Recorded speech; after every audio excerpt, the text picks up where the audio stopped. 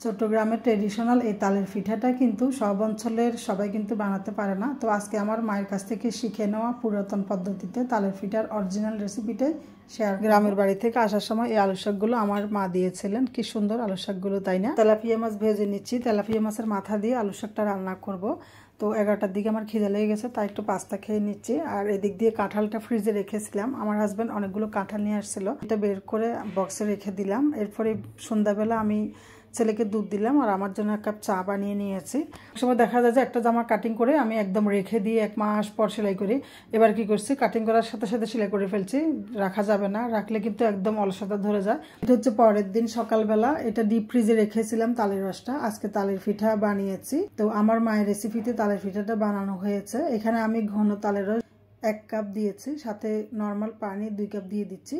তো আমি আজকে ডিপ ফ্রিজে রাখা ভেজা আতপ চালের গুঁড়া দিয়ে তালের পিঠাটা বানাবো। আমি পানি ছাড়া কিন্তু তালের রসটা নিয়েছিলাম। তো এখানে হচ্ছে ভেজা আতপ চালের গুঁড়া, এটাও কিন্তু ডিপ ফ্রিজে ছিল, একদম বয়ামটা ভরা ছিল। আমি সবসময় খোলা জালি পিঠা বানিয়ে এটা খেয়ে শেষ করছি। আজকে তালের পিঠাটা বানিয়ে দেখবো।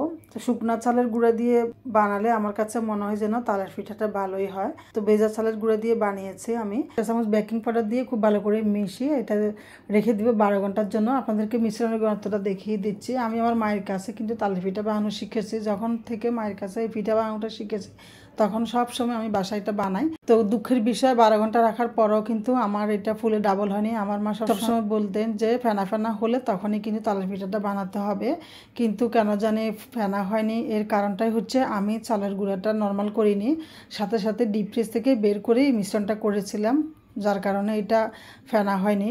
যত গরম পড়বে তত কিন্তু তাড়াতাড়ি ফেনা হয়ে যায়, অনেক সময় 7-8 ঘন্টার মধ্যেও ফেনা হয়ে যায়। ফেনা না হলে পিঠাটা যদি বানানো হয় তাহলে কিন্তু একদমই ফুলবে না। তো যাই হোক, এখানে আমি কি দিয়েছি একটু বলি। আমি এখানে 1 কাপ চিনি, 1 চা চামচ লবণ আর আমি স্বাভাবিক তাপমাত্রার ডিম দিয়ে দিচ্ছি, খুব ভালো করে মিশিয়ে নিচ্ছি। এখন পিঠাটা বানাবো। আগে থেকে চুলায় গরম পানি বসিয়ে রেখেছি। একটা স্টিলের ঝাঁঝরিতে আমি একদমই সহজ পদ্ধতিতে পিঠাটা বানিয়ে দেখাবো। স্টিলের ঝাঁঝরিতে দিয়ে দিচ্ছি পরিষ্কার একটা কাপড়, রং ওঠে না এই টাইপের কাপড় এখানে ব্যবহার করতে হবে। তো এইভাবে পিঠা বানানোটা কিন্তু একদমই সহজ। যারা শহরে থাকে তাদের জন্য এটা একদমই পারফেক্ট পদ্ধতি, আর যারা গ্রামে থাকে তারা কিন্তু কাঁঠাল পাতা পিঠা বানাতে পারেন। আমি এখন কিশমিশ আর পছন্দ মতো নারকেল দিয়েছি। এরপরে 20 মিনিটের জন্য হাই আছে এটা ঢাকনা দিয়ে রেখে দিব। তো 20 মিনিটের মধ্যে কিন্তু আমার পিঠাটা পারফেক্টভাবে হয়ে যাবে। আগে আমি শুকনা চালের গুঁড়া দিয়ে তালের পিঠাটা বানিয়েছিলাম, ওই পিঠাটা এত সুন্দর হয়েছে, একদমই সফট তুলতুলে নরম, পুরোটাই কেকের মতো হয়েছে। তো ওটা কিন্তু আমার কুকিং চ্যানেলে দেওয়া আছে, আমি এই ভিডিওর ডিসক্রিপশন বক্সে ওই রেসিপিটার লিঙ্ক দিয়ে দেবো, আপনারা কেউ চাইলে দেখে নিতে পারেন। ওটা হচ্ছে শুকনা চালের গুঁড়া দিয়ে বানিয়েছে আর এটা হচ্ছে ভেজা চালের গুঁড়া দিয়ে বানিয়েছে।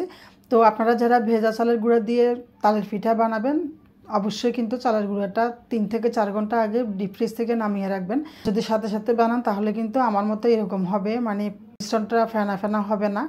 আর মিশ্রণ যখনই ফেনা হয়ে যাবে, অনেক সময় দেখা যায় 8 ঘন্টার মধ্যে ফেনা হয়, তো মিশ্রণটা যখনই ফেনা হবে তখনই কিন্তু আপনারা পিঠাটা অবশ্যই বানাতে আসবেন, তাহলে দেখবেন একদমই পারফেক্ট পিঠা হবে, যেই কেউ কিন্তু পিঠা বানাতে পারবেন। আর মিশ্রণের ঘনত্ব ঠিক মতো না হলে কিন্তু পিঠা হবে না। পিঠা বানানো শেষ, আজকের মতো বিদায় নিচ্ছি। কথা হবে পরবর্তী ভিডিওতে। সবাই ভালো থাকবেন, আল্লাহ হাফেজ।